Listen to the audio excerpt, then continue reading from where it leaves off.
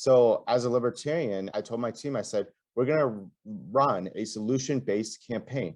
Every problem we have, we can't just say this is a problem. We have to have a solution for that problem. So anything that we came up with, I said, we're only presenting it as solutions. If there's problems, people care about problems, but they care more when you have a solution.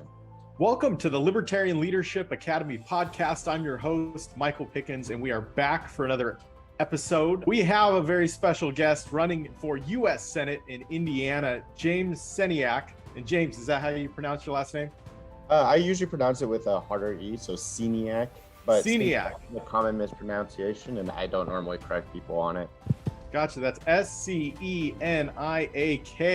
I just listened to an interview you did with a local radio host, and I was just copying his pronunciation. So James Sceniak.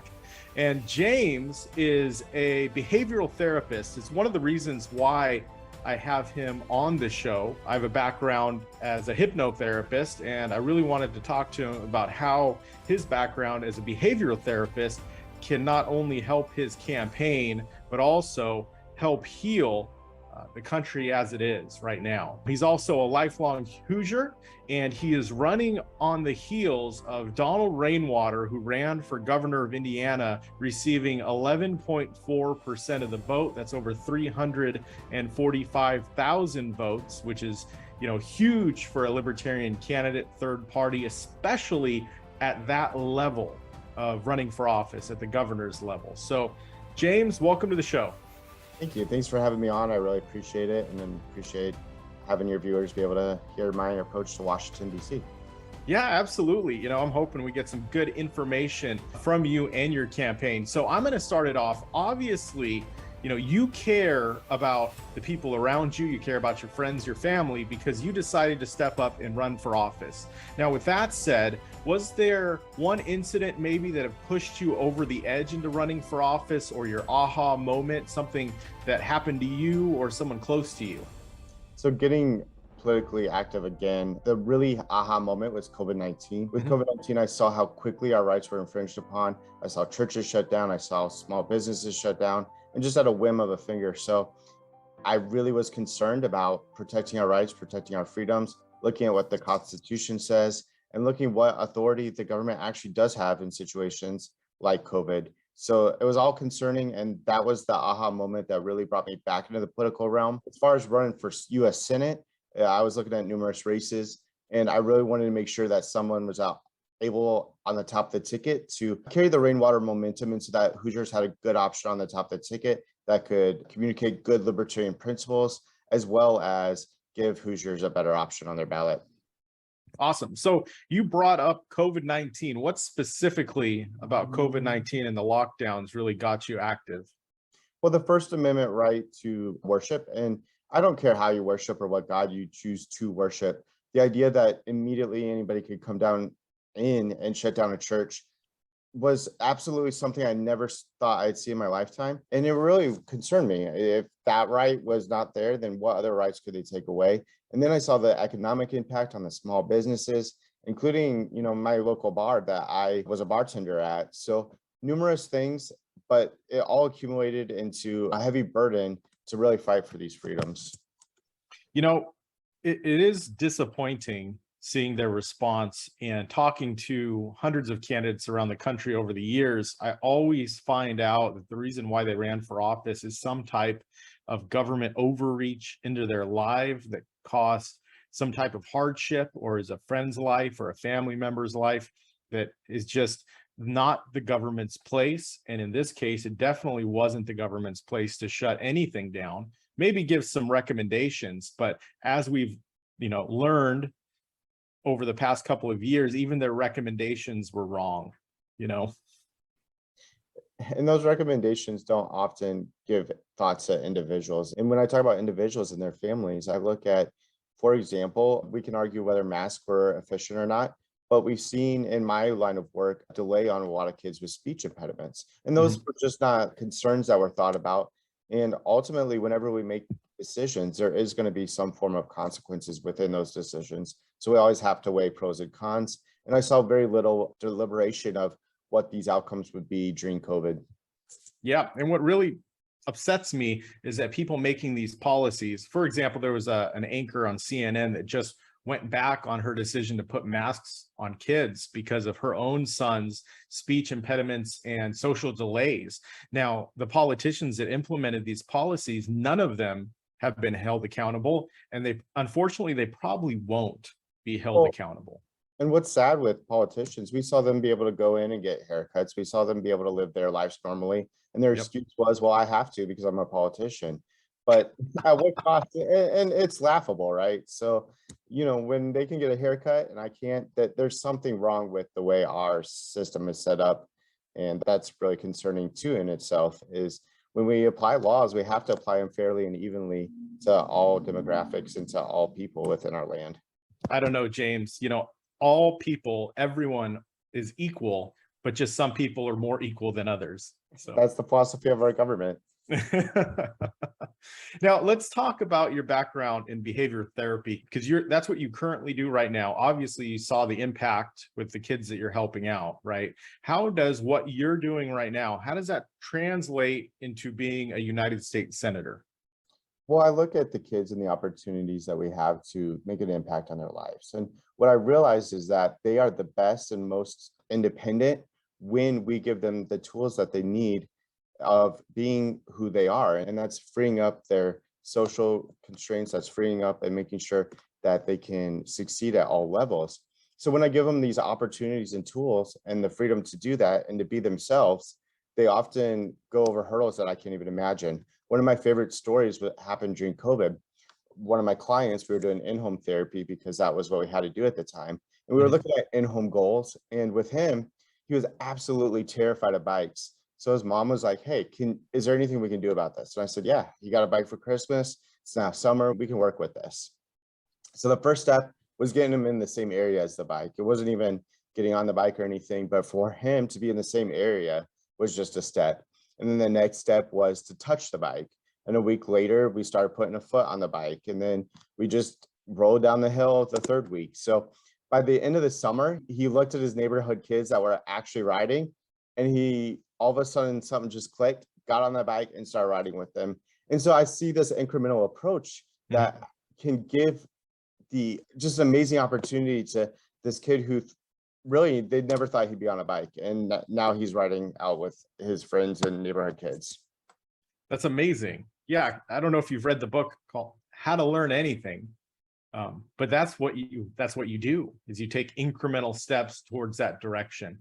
And I think if more people had that mindset to where they could learn anything and do anything, and just by taking those steps towards it, there'd be a lot more people off of welfare, a lot of people off of these government assistant programs, just because they've never been taught empowerment.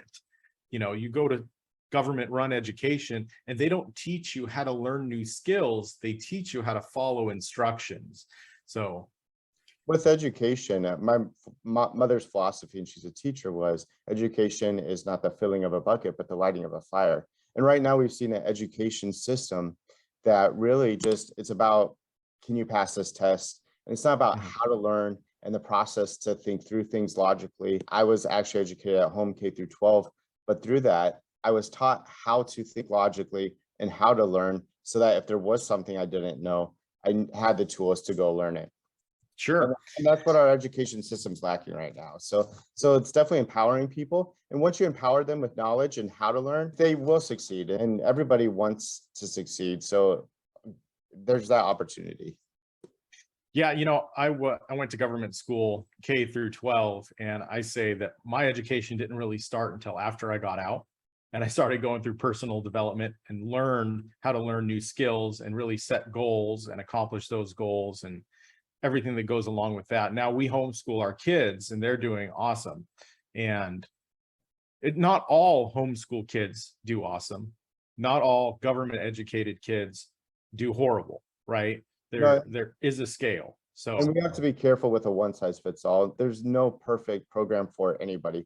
Homeschooling worked for me. My mother was an actual teacher and she had the skills to be able to do that at home.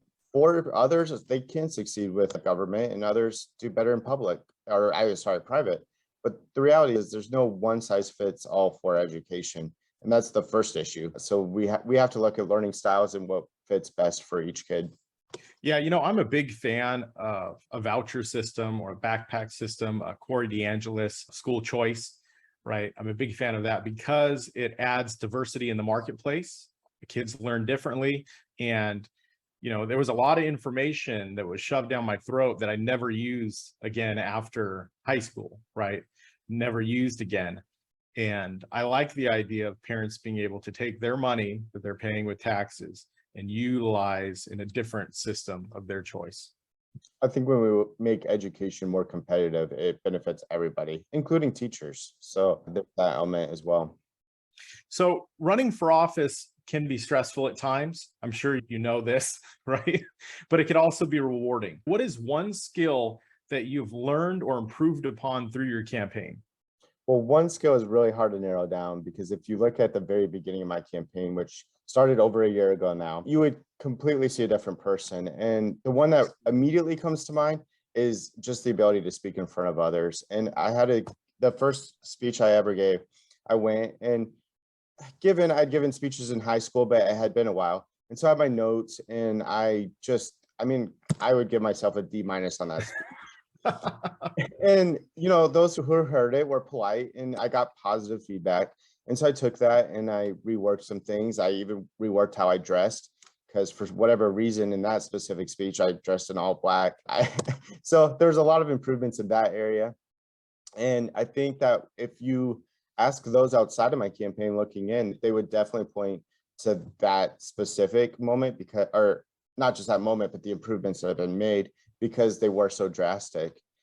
But there have been a lot of other ones. I mean, working with teams, learning team management when you have volunteers and you benefit from their volunteering, you also have to work through issues and problems and make sure that everybody's on the same page. So there's many skills that we've definitely, as a team, developed and me personally have developed.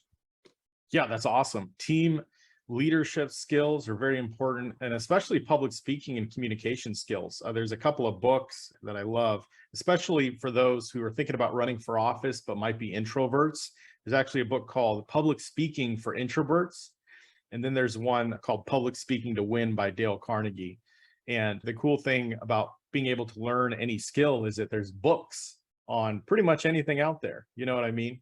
So that is very encouraging. And I'm sure it's encouraging to other libertarians that are thinking about running for office because public speaking is probably, I think it's the number one fear that Americans have.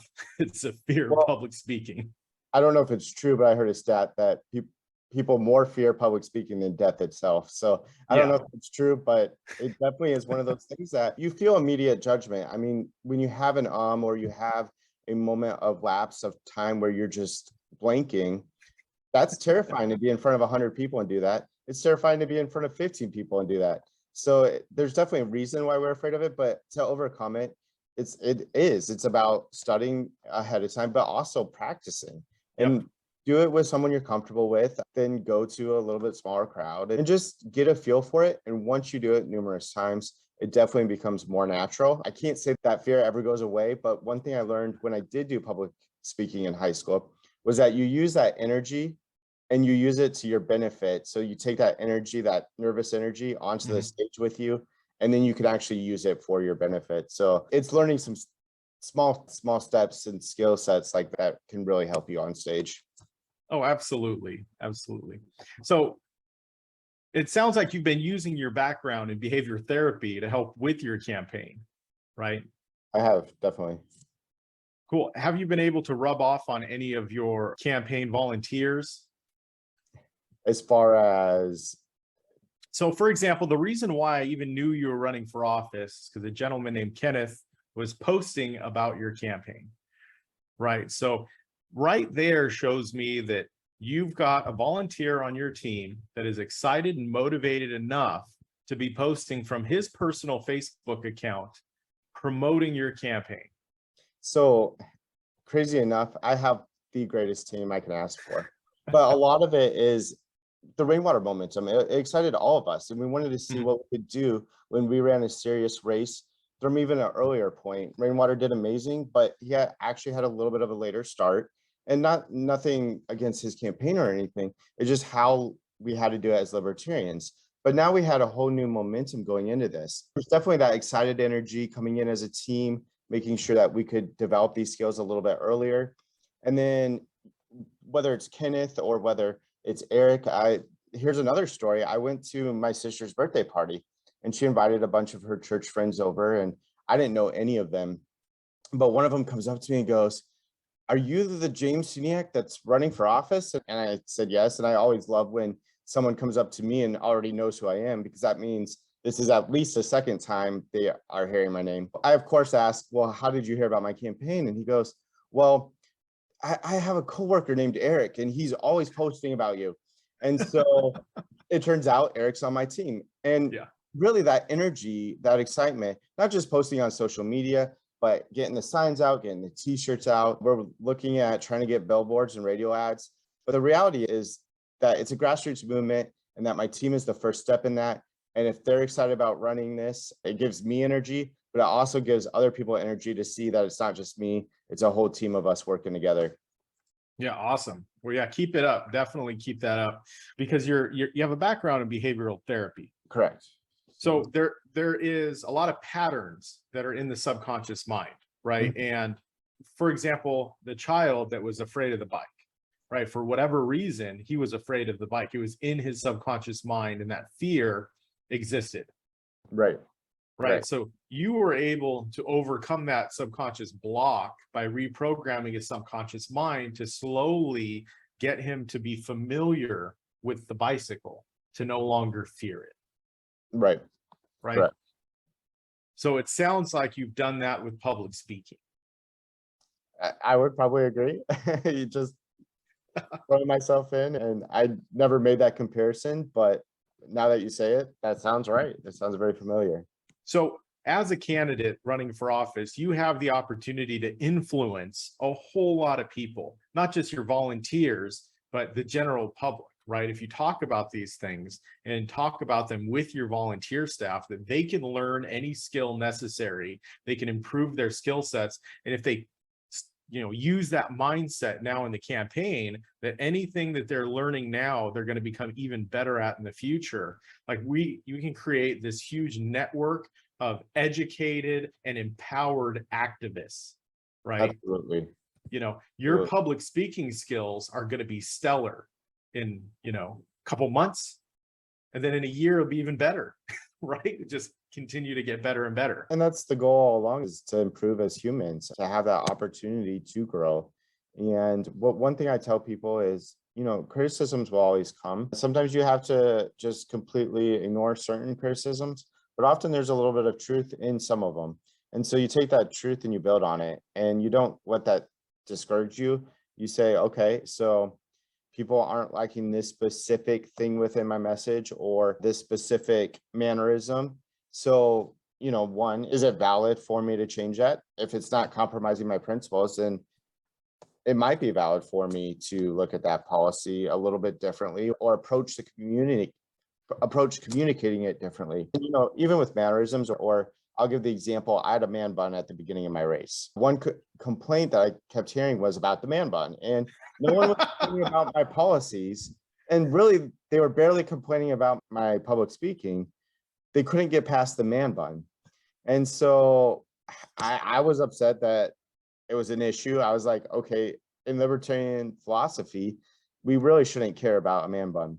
But on the flip side, I looked at it, the argument, and countered it with, well, we do have to appear professional. If we're going to attract votes in, the man bun could potentially turn some people off, especially when you look at the percent of voters who are 60 and above, they're not as open to a different look. Yeah, absolutely. So I took that criticism and I said, okay, it's just hair. If I really want to grow it out in the future, it's possible again. But I guess, do this and cut it a little bit more professionally. Yeah, it's unfortunate, but a lot of people are very superficial. And, there's a saying, people don't buy the best, they buy what is perceived to be the best. Exactly. So you might be the best candidate with the best ideas, but if they don't like your hair, they're not going to vote for you. Well, the way my campaign manager worded it to me was, because he's huge into cars. He's like, you have the best engine, the fastest mechanics, and everything under the hood is amazing, but nobody's going to get past the paint job. So, whether right or wrong, we can argue that all day. He had a point that sometimes people just won't look beyond the surface. It's true. It's unfortunate, but it's true. How long have you been part of the Libertarian Party, or how long have you been a Libertarian? You don't have to go into your Libertarian Party membership credentials or anything like that. Well, small L, Gary Johnson really brought me on board. I've been politically active for a long time before that, in high school, even before high school. It was probably middle school, maybe even 6th grade, where I remember going to campaign and I'd go to the polls, and on poll day, I would be handing out literature for whatever candidate I thought best at the time. And they were always freedom leaning, but they tend to be on the Republican side. Sure. So I took a break from politics for a minute, and then COVID really came back, and I had known about libertarians, but seeing Rainwater and what he did made me realize that the LPIN specifically had something really going for them. So that's when I decided to become a party member, Big L. Gary Johnson definitely brought me on with that little L, and between the other two candidates, I could not cast a vote for either one. So it was either nobody or Gary Johnson, and I really was impressed with Gary Johnson's policies, not just because he was my only solid choice. So small L, Gary Johnson, big L, when I saw Rainwater's campaign and what they did, that's when I decided to become involved with my, not just the LPIN, but my local affiliate in my own county, and really wanted to support county first because we can do a lot of groundwork on the county level. Awesome. Well, I'm sure Donald already knows that he helped motivate and inspire you to run for office, but he'll be sure after this interview. Absolutely. So when I joined the Libertarian Party and got active was back in 2011, and I immediately understood that I needed to have a long-term vision with short-term goals to make it successful. What is your long-term vision for political aspirations, and what assurances do your supporters have that you're in it for the long haul, not just one campaign and done? Right. So I was thinking about long-term goals and how this affects everything. And my first goal always has to be November. We're running a race to win it. We are on the ballot just like the other two candidates. And obviously that is a huge goal. We can look at statistics, but the reality is I have to believe in this campaign first. And then long-term goals is just to see freedom-minded people flourish. And part of the reason I decided to run, and I decided to run so early, was because I wanted to make sure that we were laying down some of the groundwork. So I built a team really early, and I told them off the bat, I said, I'm not just building this team for now. What I'm doing is I'm building you guys up so that we can take you guys to other campaigns throughout the future. So we have the now, we're doing this now, but now we're gonna have more trained volunteers for the future. So I've always had long-term goals with this, and I wanted to make sure that we understood that it's not just candidates and the faces that we put on the ballot. More so, it's the teams behind them. Because if we don't have that support, if we don't have Kenneth going around posting on social media how excited he is, not just how excited he was for that event, but he so much energy into that specific event. He was the one who did that whole itinerary. He was the one that made sure we got to every place that we needed to get to. And he even added a couple of events that would be more interesting and maybe attract media. So when we have that team behind us, we can do amazing things. Yeah, that's awesome. So I understand that your short-term goal is to win this election, and it's pretty easy to know your next step after you win, right? But it's good, especially for people that you're looking to get on board as volunteers and donors as well. If they understand that you're not just here for this one election, like so many libertarians in the past have done, and they understand that you're in it for the long haul, they're more looking at your campaign and their donation as an investment in the future of liberty. Right. And with the LPIN, I am a lifetime member, so I wanted to make sure that commitment was there. My county knows that to expect me at meetings, and when I can't make it because of the campaign trail, I let them know ahead, but we make sure that I am not just running this campaign for selfish reasons. It's not just about a one and done. I have future goals. If this race doesn't work out, there's another race for Senate in 2 years. So we'll have to look at that and evaluate it. But one step at a time, we can't get too far ahead of ourselves. look at a Super Bowl if we can't even make the playoffs. Yeah, well, Donald Rainwater definitely helped pave the way for you, and I'm excited to see what happens with your campaign. I see that you have a lot of events scheduled on your website. You have a lot of media that you've been doing, so that's very encouraging. The media has been really good in Indiana. We have TV interviews. We have more coming up. Radio interviews have been really good. Got a new audience, a new radio host today who was interested in the race and came from more the Republican, very hardcore Republican side. And one of those hosts that in the past I've probably considered libertarians as a complete joke. So you getting audience with him, you know that going into it, but you also have to present yourself well and make sure that they know we're running real races in Indiana. Yeah, well, with Donald Rainwater, the Republican governor there promoted the lockdowns, right? Rainwater was the only candidate that actually stood for freedom, the concept of freedom. And in my race, we have the same thing. I am the only Second Amendment candidate. Todd Young voted for gun control. He voted for the Safer Communities Act. I'm the only one who's promoting fiscal sanity. Todd Young would say he is, but then he passes bills like the semiconductor bill or numerous other bills. But the point is, if you look at his spending record, it's spending more than Bernie Sanders. So, so two things. My opponents both don't care about fiscal policy. Yeah. And neither want to defend your gun rights, your Second Amendment rights. So both of those, I am a very unique candidate that I support both of those. You know, it's funny because I like to say that I like Democrats better than Republicans, because Democrats, they will actually tell you to your face that they're going to steal more of your money. They're going to tell you to your face that they're going to take your guns away. You know, and Republicans, they pay lip service to it and then vote in secret against it. So absolutely. So that's the hypocrisy I have to point out. People are realizing Todd Young is full of hypocrisy. He didn't want to come into debates with me, but we do have an official debate on October 16th. So I'll have a chance on the debate stage to call him out on his hypocrisy. So that I am really looking forward to. Yeah, please share that with us and we'll share it as well. I definitely want to watch that. What day is it? October 16th. It's a Sunday. I believe it's 7 p.m. my time. So that's Eastern time. So it'd be around 4 your time. And we'll have watch parties in Indiana, but hopefully we'll also have them across the nation to show how libertarians can make a debate stage, how we can present ourselves well. Awesome. I love your confidence. I love your confidence.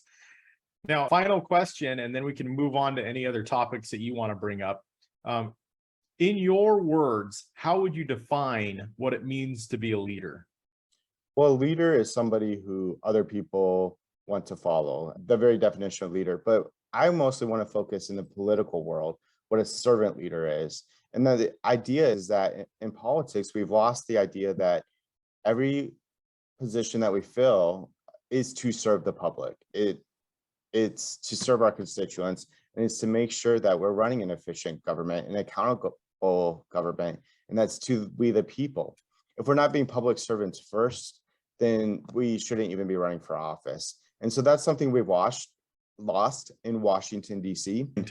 And I really want to make a difference in that. I believe that people are looking for more leaders who are willing to listen, more leaders who don't just throw out their side of their bullet points and then vote different than their bullet points, but they want servants who listen to them, know their concerns, and have solutions for those concerns. So as a libertarian, I told my team, I said, we're going to run a solution-based campaign. Every problem we have, we can't just say, this is a problem. We have to have a solution for that problem. So anything that we came up with, I said, we're only presenting it as solutions. If there's problems, people care about problems, but they care more when you have a solution. So that servant-based leadership is what I'm really looking for in my race for U.S. Senate. That's awesome. I definitely appreciate that philosophy running on not only that, but your solution-oriented campaign, which is huge. People are tired of the rhetoric. They're tired of just, left is bad, right is bad. We have to come with solutions. People buy on emotion and then justify with logic, right? Well, that's what our media is doing right now. And that's why even media looks bad, because they're showing only the rhetoric of the far left and the far right. And a lot of people are more middle ground, more moderate, and more freedom leaning. The reality is that most people are freedom leaning on their issues. So it's the issues that they care about. But I give the example, Democrats are often really good on the First Amendment. Now, in my race for U.S. Senate, the mayor of Hammond actually suppresses free speech. So that's fun to attack him on because that's a Democrat policy that I can attack him on. But the reality is most people have freedom tendencies and want opportunities to really live their life to the fullest. Sure, absolutely. Now, is there anything else about your campaign that seems to be unique to what you're doing?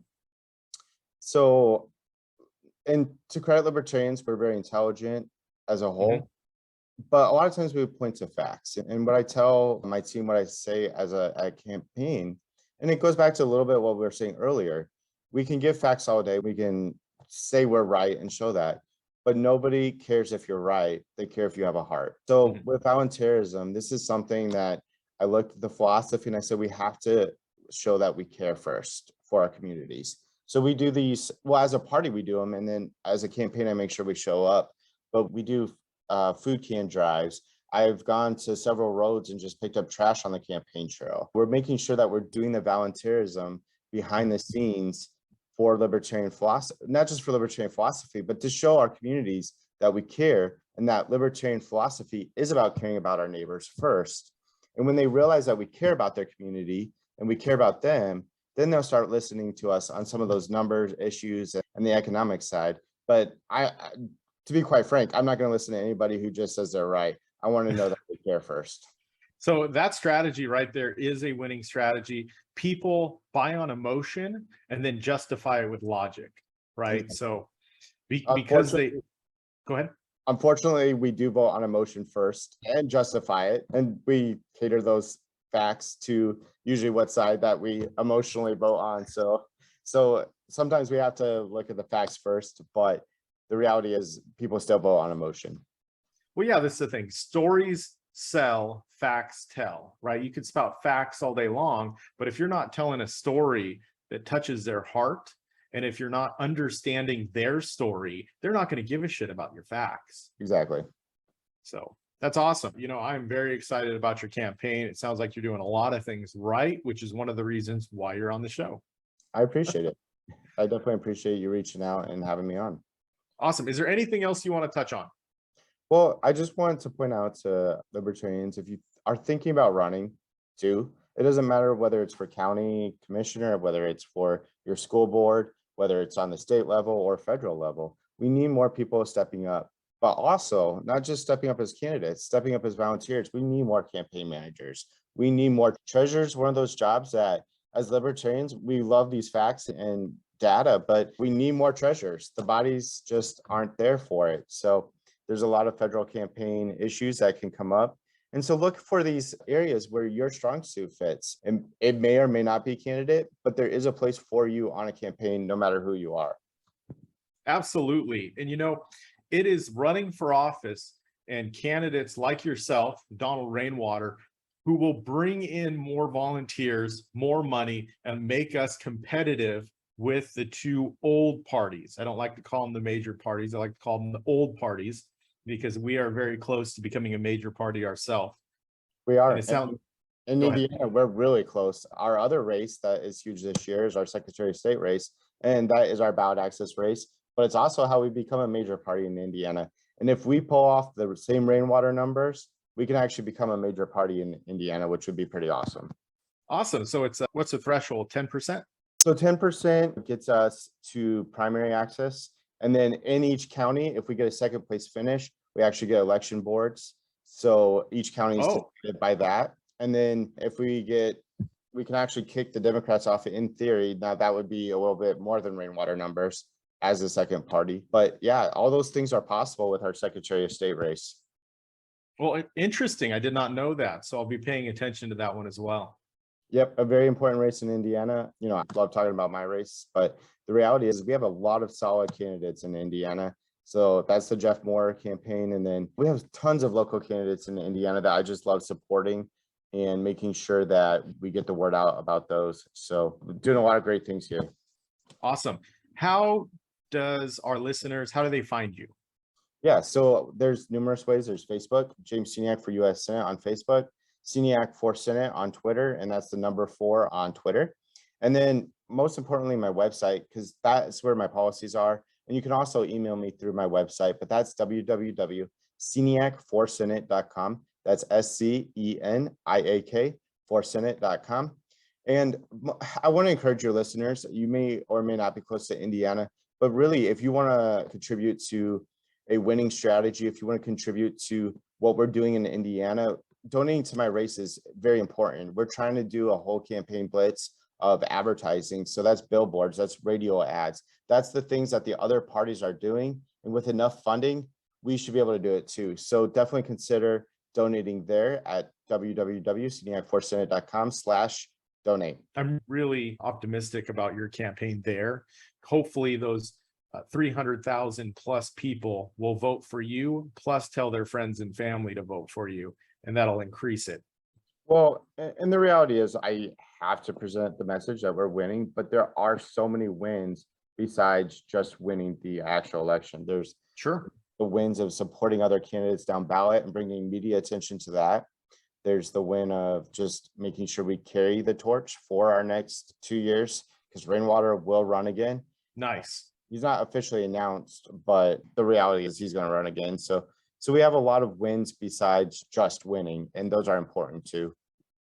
Absolutely. And that's even more encouraging, because hopefully he does even better, and hopefully we can get a Libertarian for governor. That would be an incredible step. Absolutely. James, thank you very much for coming on the show. I wish you the best of luck in your campaign. I don't think you need it. Luck actually stands LUCK, labor under correct knowledge. And I think you have the correct knowledge. So I appreciate what you're doing. Thanks for giving me this interview and for the encouragement. And I'll continue to work hard, but definitely follow the race. And if there's anything, you said you work with candidates, so if there's anything you notice that I can improve on, don't feel afraid to shout out and say, hey, I've given you permission to help me improve. So that's what I've done this whole race. Thanks so much, James. I'll see what I can do. All right, appreciate it. Thank you so much for watching or listening to this episode. If you liked it, consider heading on over to our Patreon and get set up as one of our official supporters. You'll get a digital copy of my campaign success workbook. You'll get online access to the Libertarian Leadership Academy, and you'll be able to access episodes early, as well as get access to exclusive training webinars and live events when we get those kicked off again. So head on over to patreon.com/LL Academy. Now, if you'd like to support us in other ways, you can share our videos and podcasts with your networks, and you could also purchase products from our sponsor. Do you ever lie awake at night, unable to sleep due to a totally rational fear that your local narcotics task force is going to get the wrong address and perform a 3 a.m. no-knock raid on your home? Yeah, me too, which is why I take Pat Crest Botanicals nighttime sleep gummies. They help me get to sleep at a reasonable hour, and I wake up refreshed and ready to post anti-government memes all day on social media. But seriously, if you'd like to try some of those sleep gummies, head on over to patcrestbotanicals.com and make sure to use discount code LLA to save 30% on your entire purchase.